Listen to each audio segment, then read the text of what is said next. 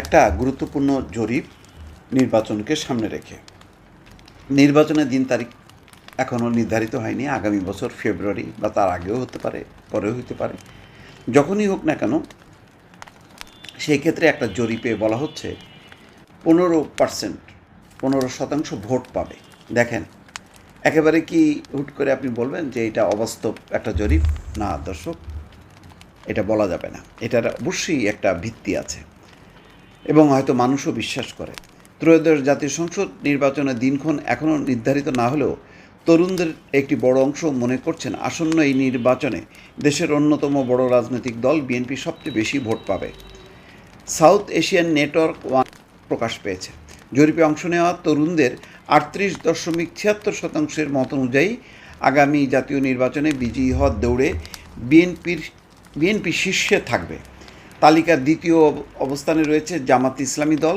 দলটির পক্ষে মত দিয়েছেন 21.45% তরুণ। এছাড়া নতুন রাজনৈতিক শক্তি হিসাবে আত্মপ্রকাশ করা জাতীয় নাগরিক পার্টি এনসিপি পাবে 15.84% ভোট। এটাই মনে করছেন উত্তরদাতারা। তরুণদের মধ্যে যে জরিপ, সেই জরিপেই বলা হচ্ছে যে এনসিপি পাবে 15%, 21% জামাত, আর 38.76%। তো 38-40 এটা কিন্তু বিএনপির সবসময় একটা রেগুলার তাদের ভোট, সেটাই হয়তো এসছে। জরিপ অনুযায়ী আওয়ামী লীগ যদি পূর্ণ মাত্রায় অংশ নেয়, তাহলে দর্শক বুঝতেই পারছেন আওয়ামী লীগ কিন্তু দ্বিতীয় অবস্থানে চলে যাবে।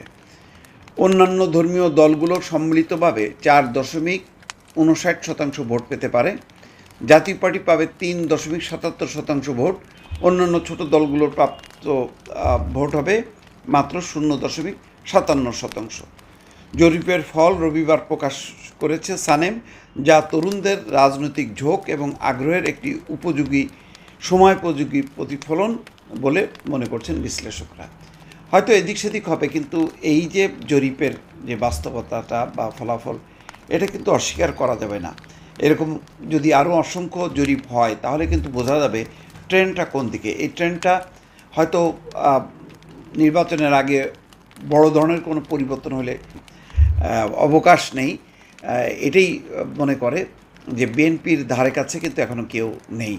যতই বিএনপিকে চ্যালেঞ্জ দেওয়া হোক না কেন, যতই বিএনপিকে খোঁচা দেওয়া হোক না কেন, যতই তাদের নানা অপকর্মের কথা বা অন্যান্য বিষয়গুলো তুলে ধরা হোক না কেন, বিএনপি কিন্তু এখনও সর্ববৃহত্তম রাজনৈতিক দল এবং লিবারেল ডেমোক্রেটিক ফোর্স হিসাবে আওয়ামী লীগ যেহেতু নেই, সুতরাং এখন একমাত্র ভরসা কিন্তু বিএনপি। এটা হচ্ছে বাস্তবতা, এটা ভোটারদের কথা। দর্শক, এটা মনে করেন না যে আমি কোনো জরিপ প্রকাশ করলাম। ভালো থাকবেন।